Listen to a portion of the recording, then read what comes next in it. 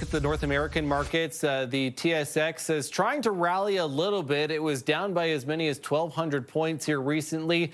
That's over 5% of the market. The Dow has also rallied too, south of the border. That was down more than 500 points at one point earlier today. Now just over 200 points at least for now. So again, we're watching a volatile day on the markets. Some significant losses after what has been, for the most part, for the last 12 to 16 months, some steep increases in what we've seen. Joining me now is Don Drummond, economist and former chief economist at TD Bank. Don, thanks for being here. You're welcome. Seeing a lot of impact, it believes, and apparently on Donald Trump naming Kevin Warsh as the new Fed chair. He's going to succeed Jerome Powell in May if he's confirmed by the Senate. Is that what is driving these losses on the TSX today?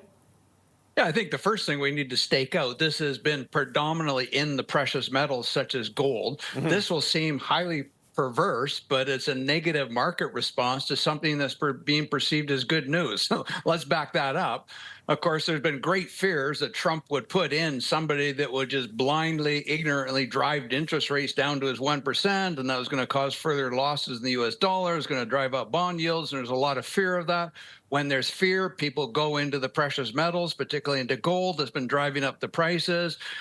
He's just nominated somebody who's a known quantity. He's been on the board before. He has written articles that are kind of hawkish on inflation, and people are heaving a sigh of relief, and the price of gold's going down. So a negative result in some fashion, but behind it is something that's being perceived as relatively good news. There certainly could have been more unfavorable picks Trump could have put forward for the Federal Reserve chart. Yeah, because the Prime Minister himself, who is a former central banker, giving the stamp of approval to Kevin Warsh today. But as you watch that happen too, because of how much gold and the price of silver in particular have gone up, right, Don? We've looked at even year to date, or you go back the last year, it's still up over 70%.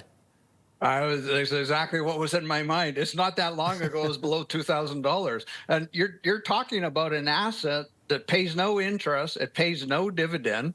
It's purely a speculative play, and people have been going into it. And of course, for the last quite a while, they've made an awful lot of money from it. But it is a pure speculative play, and when speculation goes the other way, you can expect it to drop down an awful lot.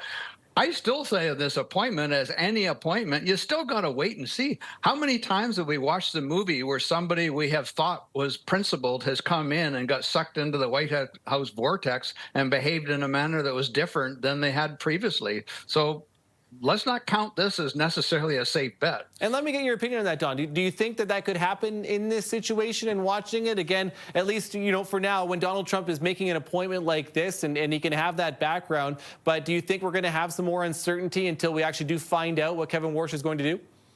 Oh, absolutely.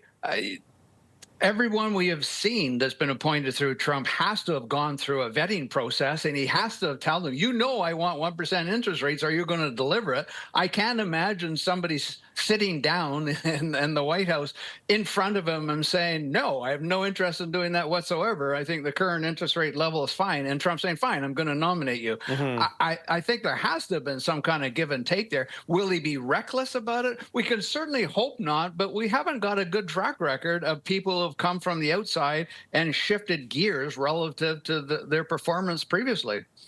Don Drummond, economist and former chief economist at TD Bank. Appreciate your insight today, Don. Thank you for this. You're welcome. Bye.